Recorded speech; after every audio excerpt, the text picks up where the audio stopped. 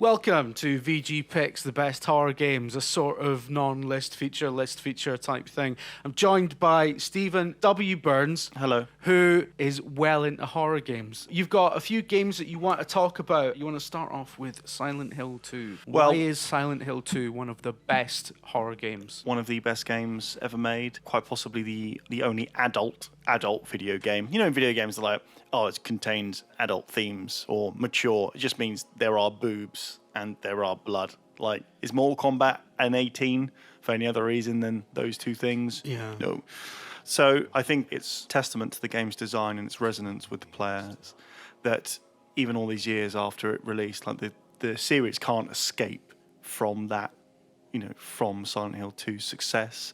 A lot of people are always calling back to it. And even games that I actually quite liked later on in the series, especially Downpour, which has some similar themes. People are like, yeah, but it's not Silent Hill 2, is it? And what's interesting is that Silent Hill and Silent Hill 3 and Silent Hill 2 and Silent Hill The Room, they are like thematically linked. So it's kind of the mythology is broken down into two parts, really. That one of them is this overarching kind of cult thing of why cult, as in, I mean, like not a religion, the one down from that, about why Silent Hill why it is as it is, whereas 2, even though it has elements of that, is about purely psychological elements from the person who's in Silent Hill. It's not aged very well, in particular with regards to its controls, but because they weren't any good then. Silent Hill 2 in particular is influenced, and the team have recognised this, they've said it, by the 1990 film Adrian Lyne, Jacob's Ladder, which if you haven't seen, don't let anyone tell you anything about it. Just go and watch it. And Jacob's Ladder is one of the best horror movies I've seen. If you've not played Silent Hill 2,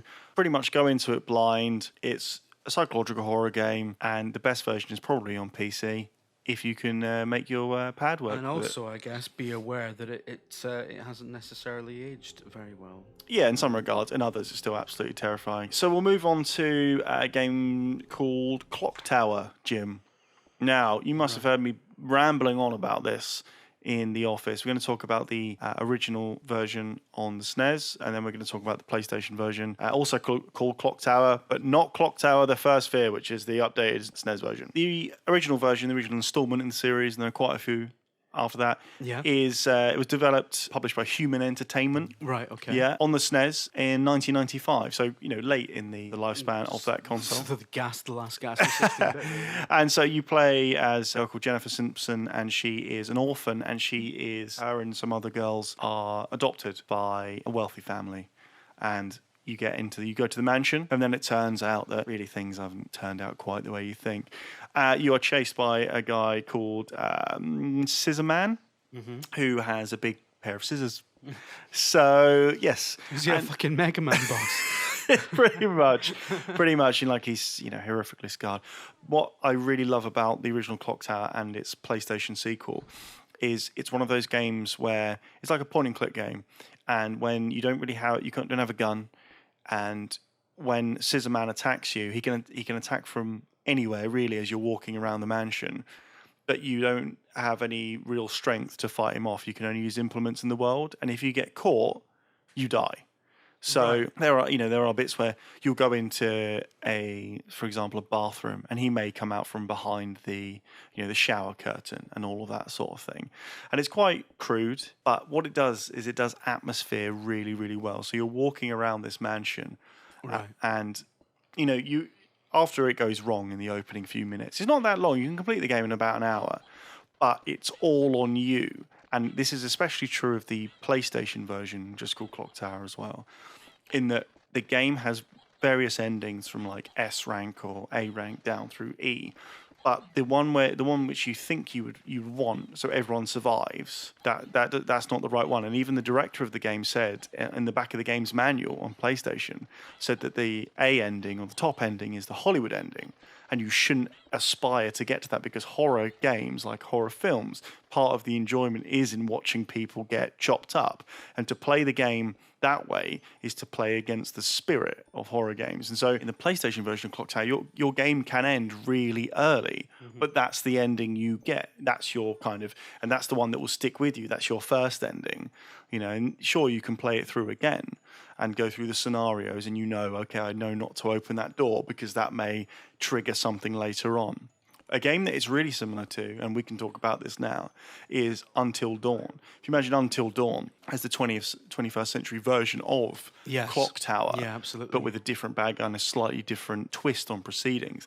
They're very similar in that regard, in that the game wants you to play less as the actor and more as the director. It wants you to shepherd people into different roles and choose who you want to die. And that's why in Until Dawn, I was a bit sad that I didn't get like everyone out of the game, but at the same time I thought no, because that's how it should be. You don't have a horror movie where no one dies. You can have a horror movie where very few people die, like The Shining. Its key thing is that not a lot of people get killed, but when they do get killed, they get fucking killed, you know. Like Scatman Crothers takes that axe, but the rest of it's build. And I think Until Dawn does that really well. It gives you the time to get like associated with these characters. Clock Tower does that really well in the opening of the PlayStation version. You spend a lot of time in like an office, and a fax comes through, and you're getting, therapy for being part of the last Scissor Man attack and stuff like that. So those games, they work really well because they give you enough breathing room to get into the character's headspace or just get to know them in some way. And then when they die, it has a greater effect. I mean, I once heard it described as the cross between the Scream movies and the suicide mission at the end of Mass Effect 2, when you've got to make all these choices and you don't really know. The game doesn't really telegraph what's going to keep people alive, so you've just got to try and make the best decision you can. And with the information at hand, that's exactly. the best. Those are the best horror movies. The ones that are shit, the ones that are a bit like, oh, and then they go and do this. What they do is, at some point, the audience has a role in the movie. With horror movies in particular, because they're meant to be so primal, they're meant to scare you, but they can't scare you if the characters are meant to have the same knowledge you do, because they're substitutes for you. They're scared people in places. And that's why a lot of modern horror, or a lot of like tired sequels to say Halloween, they fold under their own pressure, under the pressure of trying to make, change the audience expectations. Because the old classic Scream, if you go up, why would you ever run upstairs? Why would you ever answer the door? Why would you ever do that? What Until Dawn does really well is it knows that you know those things. And Clock Tower, very similar. It knows you probably shouldn't be in a bathroom, but with the information at hand, that's all you can do, and that's your choices you make. And then you feel stupid afterwards if you're like, well, of course there's something in the trapdoor. Why did I not fucking think about that? Right, we'll move it on, because obviously we can't talk forever about Until Dawn, but if you've not played it. We're going to talk a little bit about kind of Japanese horror. We can't talk about all of them, obviously. Just want to give a shout. There's been a fair few. Yeah, but we'll talk about Siren and Fatal Frame, Project Zero. And what I love about these kind of games is that there's in Fatal Frame and Siren in particular, there's a preoccupation with lenses, whether they be other people's eyes or a camera, and perception. So in Siren, you can sight jack people, and you can see where the enemies are looking. You can see where they're looking at you. It's similar to the horror movie The Eyes of Laura Mars, where the serial killer, she can see what he's seeing. And I think in that movie there's this like horrible chase sequence where you see it from the killer's perspective, but she can see herself running away. That's quite inventive there. And Siren has that. Siren's not actually, I wouldn't say it was a very good game. It controls very poorly, but it is very good looking for a PS3 game. And it uses that change in perspective well, because what it does is if we talk about the camera and the way a camera works in a game or a movie, you know that when you see something, say in Halloween, the most obvious example, Halloween, read about this recently, it's got a lot of negative space in it. You know from the framing where things are going to be coming from. It's obvious, but the dread is in knowing. So in that film, you have the knowledge, and I can't remember, I apologize, we'll try and find out who said this, but what happens is that with Halloween, and the person who said this was saying, it holds on that logic, like a dream logic, for so long. Not like, oh, it's going to be coming out of the shadows. But then it holds for so long, like, when's it going to come out of the shadows? But it's going to happen. And Siren does that as well, where you see yourself being from a perspective of something else. And it's very difficult to to move, to rationalize, and you get that paralysis that people get in the other horror movies when you see it through, when they're like, oh, and don't run, like say the opening of the original Friday the 13th, when it's like, why wouldn't you run away? And they're just like, oh, because you're seeing yourself essentially in that role. Yeah, it's very clever, and Fatal Frame, of course, has the incredible. It's very cute mechanic of you use the camera to dispel ghosts and all of that, and I love that as a framing mechanism, a quite literal framing mechanism for a horror game, in that you look through the camera and see the ghosts. How many ghost stories, especially in the modern age, are about technology seeing things that the human eye can't see and all of that sort of thing. So yeah, Fatal Frame as well, that's been running for a little while, but what I love is about those games, and the Japanese horror there, is those two conceits that are kind of similar, based around perception versus kind of what is reality in the frame. No, absolutely. Alien Isolation, got to be mentioned. One of my favourite games, probably of all time. Just a game which changes. And so recent as well. So, yeah. A game which is overlong, a game which does have demonstrable problems, but a game which is unbelievably primal in its power. That thing, the best movie tie-in of all time. Like is and again a game where you live and die by your own decisions, and you know if they're stupid or not. But the key is that you finally get into that feeling if you were a teenager somewhere, or a space trucker locked into this space. You're like, where I have to go, because you can hide in a locker forever. But if you want to survive against the backdrop, or things are blowing up or falling into the gas giant bite, you got to move. And in a lot of it, there's no pressure. The game's not like, well, if you leave it running for 55 hours, it won't fall in. You won't die, but you want to do it. That you know of. Well, put that in. Yeah, shit, maybe. But Alien Isolation, the way it stalks you is so good. It stays true to the film, but it also, again, I think with horror games and again with horror films, is the expression of the character you want to embody. So at the very end of Halloween, we keep bringing that, it's the archetypal horror movie, whatever. It was a great departure from sort of Alien games, where you almost always had a gun. Well, they always took inspiration from Aliens. Yeah. They very rarely wanted to try and gamify the progenitor of the series, which was. I mean, Aliens is a wonderful action film, but I mean, Alien is arguably the smartest film in that series for what it. Yeah, and when you come into Aliens, it is standalone, but you come to it in the knowledge that even if it is standalone, there's so much exposition in the first hour. There's so much exposition, quite cleverly done, explaining how it operates. So if you've not seen the original, but you get that kickback. You're like, oh yeah, I know how this thing fucks. So you get that fear building, because you're like, there's thousands of these things, right? So even with Aliens, that movie is the same film as Alien, but they just have guns for a little bit. It's still a bunch of desperate people whose technology fails them. Technology fails Dallas.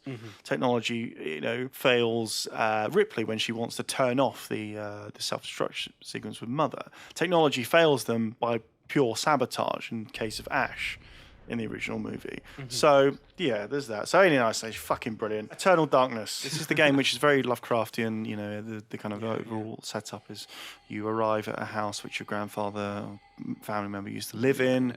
You need your one cat on to talk about this, don't you? Yeah, they've died, but they're part of something bigger, and that something bigger is a centuries-old fight for fight against good and evil. And so at the start, there's a Roman officer who finds these three artifacts, and in the meta-narrative, he finds these three artifacts, and you choose one, and you become death, essentially, and then there's a gigantic, super kind of natural force that can devour the universe. So it's Lovecraft, right? That's that sort of shit, right?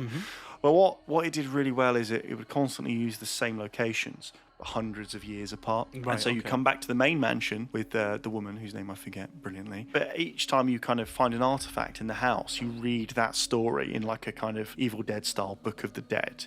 And then you're transported back to play as that. And it's like the First World War. And then there's a monk like years before that in the same church. And then years later, centuries later, that church becomes like a field hospital for wounded in the First World War, and you hear the screams and the bombing outside, and then it goes as far forward as like 1991 with the Gulf War, where some soldiers find this artifact hidden underneath, or this rune essentially, that sort of thing, buried in the Gulf. That sort, and it's really cool. It just uses the same environments which change to move you through the timeline and tell the story of this eternal battle against eternal darkness. And the sanity means when you encounter enemies, your character gets scared. Yeah. And if they get too scared, if this meter tops out, then things start happening. So the most famous one is probably where the game says it's wiped your save, which is amazing. Or it'll reset and restart the game, and you're like, what the fuck? And it does all of that really well. Like I say, like with a lot of these old horror games, they've not aged amazingly well. A lot of the combat in Eternal Darkness is quite clunky. Some of the puzzle mechanics are also very fucking annoying. It's that very old school sort of, you weren't thinking like the man who designed it. But it does that so well with the time hopping stuff and all of that. Fantastic. Right, PT. Just a quick shout out to PT, because look, we talked about PT a lot. PT is that game which is the perfect Twitch game. We talked about that before. We talked about how if you wanted to be, like in the past, if you wanted to be scared, you would go into a theatre and you would watch a film and watch people pretend to be scared. Whereas now with games like PT and Five Nights at Freddy's and all of those, you go in and you watch people on Twitch actually being scared. Amazing stuff, but we're running out of time. Of course, we couldn't say anything without mentioning the original Resident Evil.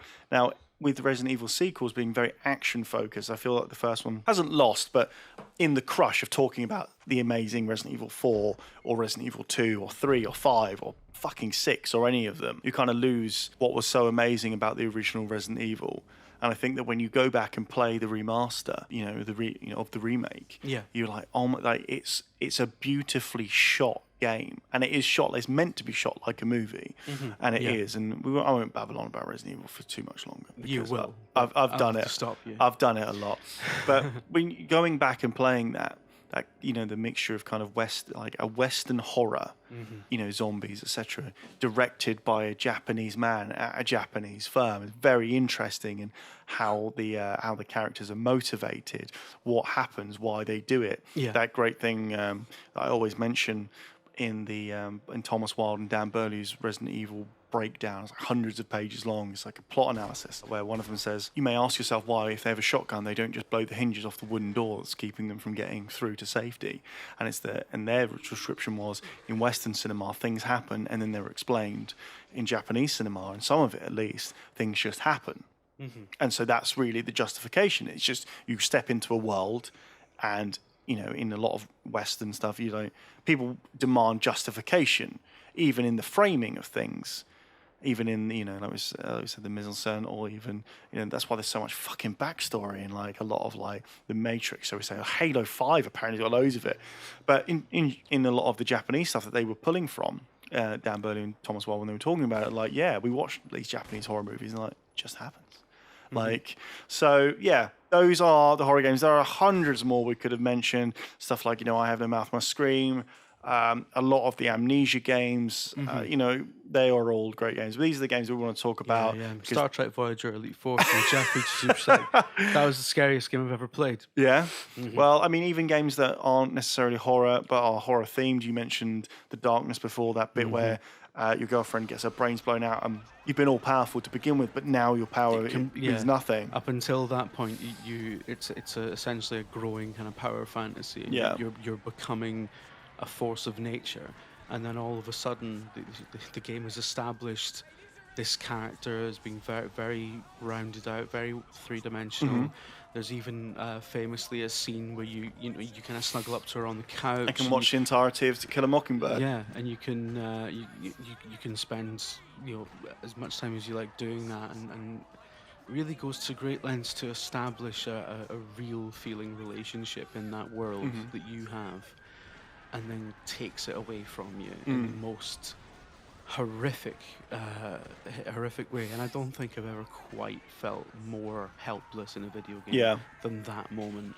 That was incredibly well done. The horror elements in The Darkness, I feel, apart from that one, which I think is sort of what a lot of people might call sort of true horror. There's a lot of body horror stuff, isn't there? Yeah. There's a Like, lot you're of kind getting of schlock in the sequel stuff as well. You're and- getting like at the start or towards the beginning, you're being like the most strapped into horrific a thing about fucking the sequel is the fucking crucifix. cell shading, but Hey man, I like the fucking second game. I like the second game as well. The second game I does like have that- fucking impaling people with cues and shit. The second game does have that Yeah. kind of over like psychological horror again, and where you're Yeah. in the asylum and you're not sure whether it's all true or not. I actually think they bottled it by making it an ending where it kind of was all true. I killed myself at the end of the darkness too, or tried to, and really liked that ending. But anyway, look, we're out of time because not the internet's run out of time, because it's lunchtime. Yeah. So anyway, Yeah. thanks for listening. I'm sure we've missed out one of your favourites, so just bang it in the comment below. Yeah, and and basically, if we've made you happy, if we've upset you, then do point it out in the comments, and we'll laugh at it. and like it and share it, bros.